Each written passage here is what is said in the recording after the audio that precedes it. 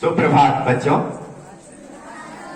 सर्वप्रथम हिंदी दिवस की आप सभी को हार्दिक बधाई और शुभकामनाएं।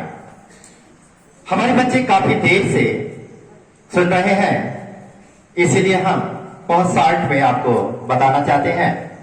बच्चों, हिंदी हमारी मातृभाषा है। निश्चित रूप से हिंदी ही हमारी पहचान है। लेकिन बच्चों, आज के इस परिवेश को देखते हुए अगर हम उसी पुरानी परिपाटी पर चलते रहे तो निश्चित रूप से हम इस भागम भाग की दुनिया में पीछे हो जाएंगे।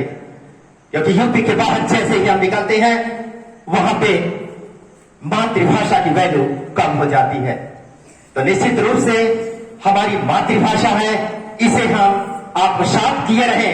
लेकिन यदि हमें आगे बढ़ना है तो निश्चित रूप से विकसित देशों के कंपटीशन में हमें सारी लैंग्वेज को जानना जरूरी होगा। अगर हिंदी हमारी मातृभाषा है तो अंग्रेजी जो है वो अंतर्राष्ट्रीय भाषा है। तो हमें कई भाषाओं का ज्ञान रखना होगा, तभी हम इस कंपटीशन के युग में आगे बढ़ेंगे। कहा गया है बच्चों कि अनुभव कल्याणम कार्य सिद्धि भी संसद अर्थात होनहार बिरबान के हो चीकने पर। यह युक्ति नितांत सारगर्भित है। यह धरित्री समय समय पर ऐसे युग पुरुषों को जन्म दिया है जिन्होंने अपने कर्तृत्व के माध्यम से इस वसुधा को अलंकृत कर दिया है, पृथ्वी के प्रति मानवता का भाव प्रकट कर दिया है। ऐसे हमारे बहुत सारे सूरवीर हैं जिन्होंने अपनी लेखनी के माध्यम से आपको हमेशा ज्ञान देने के लिए प्रेरित करते रहते हैं। यदि हम पंडित प्रताप नारायण मिश्र की बात करें तो उनकी रचनाएं हैं दांत दांत बुढ़ापा भौरेश्वर। याद रखिए बच्चों, दांत दांत बुढ़ापा भौरेश्वर, ये उनकी रचनाएं हैं। इसी प्रकार से अगर हम जयशंकर प्रसाद की बात करें तो इनकी भी रचनाएं हैं आंसू लहर झरना कामायनी।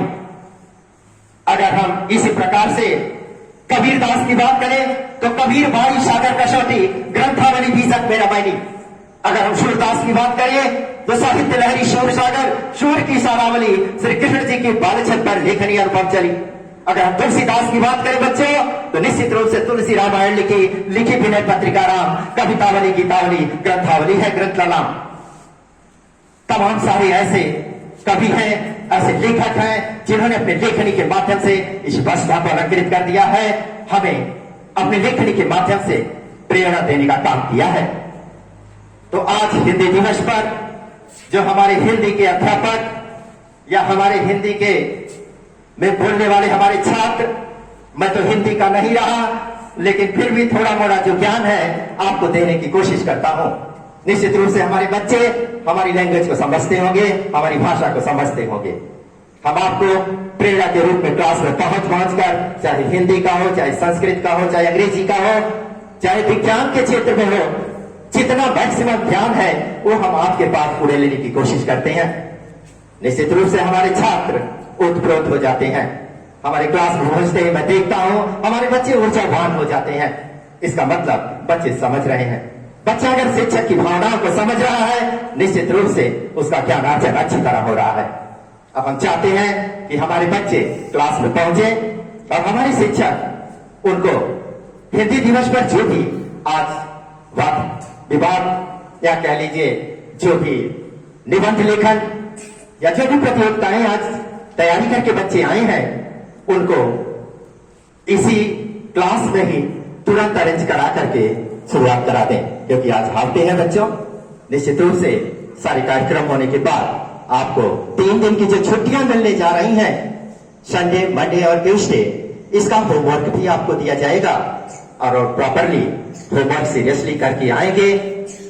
परीक्षा के पॉइंट ऑफ व्यू से हमारे टीचर्स आज हमको होमवर्क देंगे और रूम से तैयारी करके आएंगे जिससे परीक्षा में अच्छे अंक प्राप्त करें। इन्हीं शुभकामनाओं के साथ एक बार फिर आपको, हमारे शिक्षकगण को, हमारे चतुर्थ श्रेणी कर्मचारियों को, हमारे ट्रांसपोर्ट एम्प्लॉइयों को, सभी लोगों को, हमारे बच्चों को खास करके हिंदी दिवस की बहुत बहुत बधाई और शुभकामनाएं। धन्यवाद।